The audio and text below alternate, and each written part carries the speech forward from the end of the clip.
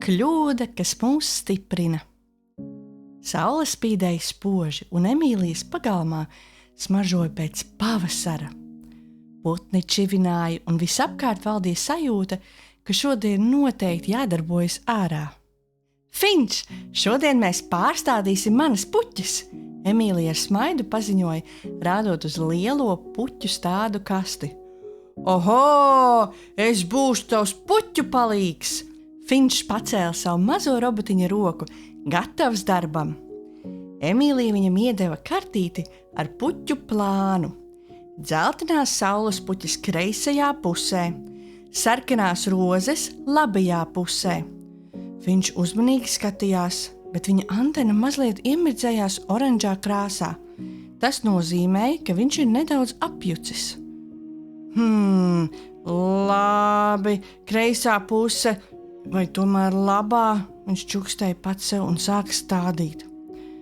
Viņi abi strādāja, līdz visas puķes bija zemē, bet skatoties uz dobi, Emīlija iesmējās. Finč, tu esi sajaucis vietas! Saules puķes ir tur, kur bija jābūt rozēm, un rozes ir tur, kur bija jābūt saules puķēm. Ak, nē! Finča antena iekrāsojās zilgani palēka. Es sabojāju tavu plānu, tagad viss ir nepareizi. Emīlija piegāja pie dobēm un ilgi skatījās. Tad viņa pasmaidīja. Zini, izskatās vēl skaistāk, nekā es biju domājusi. Tagad doba izskatās kā liela krāsaina puķu sega, un tas ir tavs dizains. Tiešām? Finča antena atkal iemirdzējās zaļa.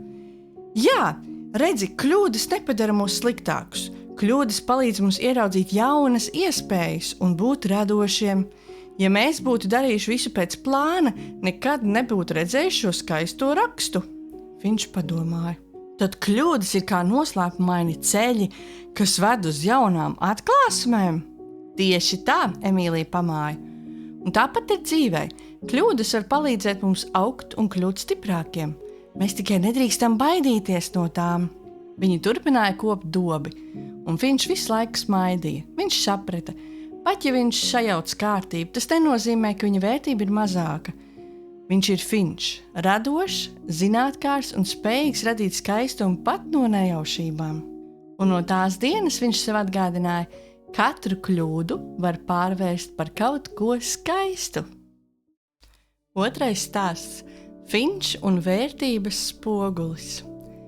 Finčs un Emīlija šorīt bija aizrautīgi nodarbojušies ar saviem ierastajiem eksperimentiem. Emīlija bija uzbūvējusi kaut ko jaunu – vērtības spoguli. Tas nebija parasts spogulis. Tajā nevarēja redzēt tikai savu seju. Tas rādīja arī to, ko tu pats par sevi domā. Skaties, Emīlija iedrošināja Finču. Ja tu domā par sevi labas domas, spogulis atmirdz ar skaistiem krāsu viļņiem. Viņš paskatījās domādams, es esmu ļoti labs draugs, un man patīk palīdzēt. Spogulis acu mirklī uzliesmoja zeltainos un zilganos toņos. Oho, viņš iesaucās, tas ir brīnišķīgi! Tomēr, kad viņš mēģināja domāt par vakardienu, kad viņa plāns ar jauno rotaļu ierīci bija izgāzies, viņa antena nosarka. Es neesmu pietiekami gudrs, viņš nodomāja. Spogulis kļuva pelēcīgs un skumjš. Redzi, Emīlija klusi paskaidroja. Spogulis tikai rāda, ko tu domā, bet tavas īstās vērtības nemainās. Pat ja tev kāds plāns nesanāk, tava vērtība ir kā saule aiz mākoņiem. Tā turpina spīdēt, pat ja uz mirkli to neredzi. Viņa piegāja pie Finča un pieskārās spogulim. Tagad padomā par visām reizēm, kad tu esi bijis laipns, mācījies un mēģinājis no sirds. Finčs aizvēra acis un atcerējās, kā palīdzēja mazajam kaķēnam izkļūt no kastes, kā viņš kopā ar Emīliju salaboja rotaļlietu citiem bērniem, un kā viņš bija mācījies jaunas prasmes, pat ja sākumā bija ļoti grūti. Spogulis atkal iemirdzējās ar siltām krāsām. Redzi, Emīlija pasmaidīja, tava vērtība vienmēr ir tevī. Kļūdas un neveiksmes to neaizskara, tās tikai pievieno pieredzi. Viņš iesmējās, un viņa antena iemirdzējās koši zaļa. tad es vienkārši turpināšu mirdzēt.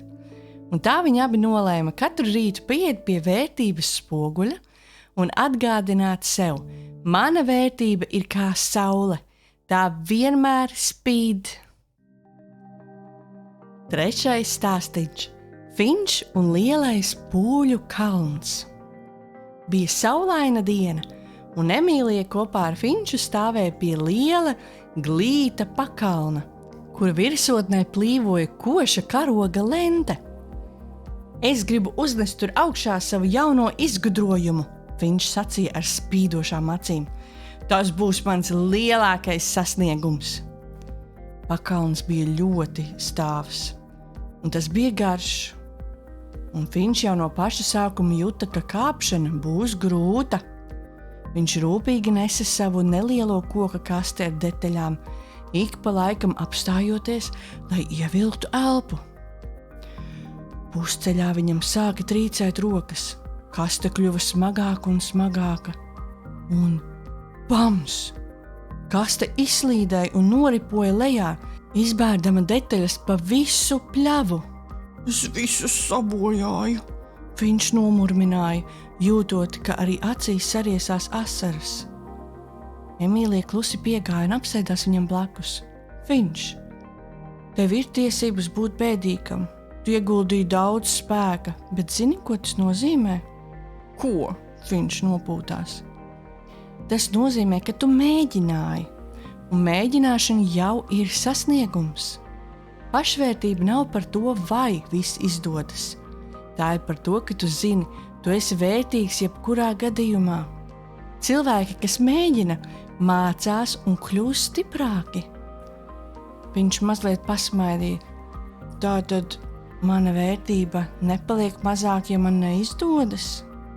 Tieši otrādi, Emīlija teica, tava drosme censties un atkal censties, to tikai palielina.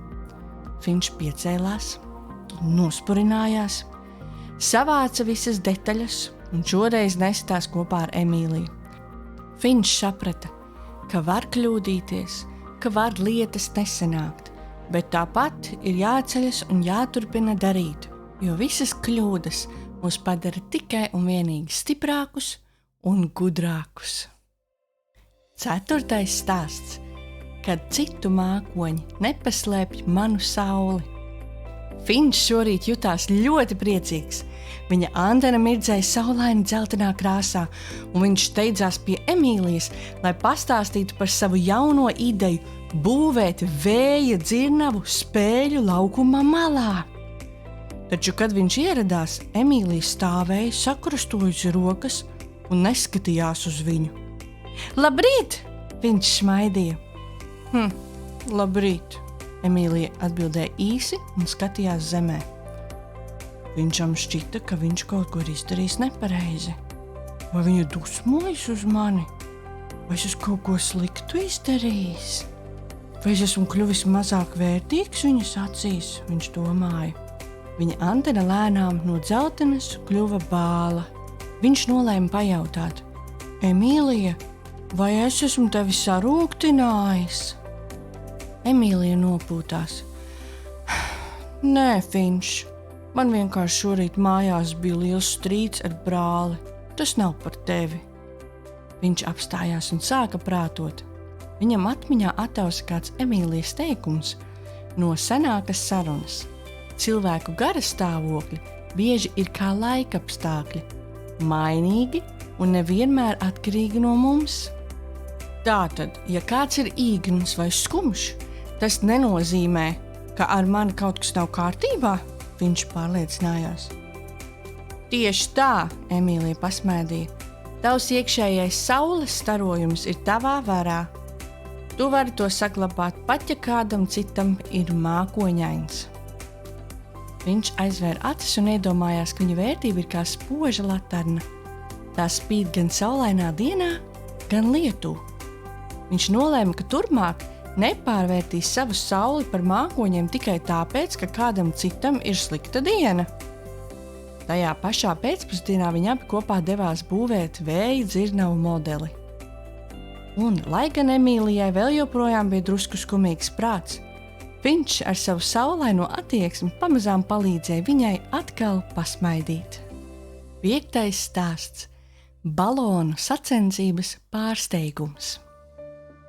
Vienā saulainā rītā Finčs un Emīlija ieradās pilsētas laukumā, kur notika ikgadējās balonu sacensības. Dalībniekiem bija jāuzpūš un jāpalaiž gaisā pašu veidoti krāsaini baloni, un uzvarētājs bija tas, kura balons pacēlās visaugstāk. Finčs bija ļoti satraucies.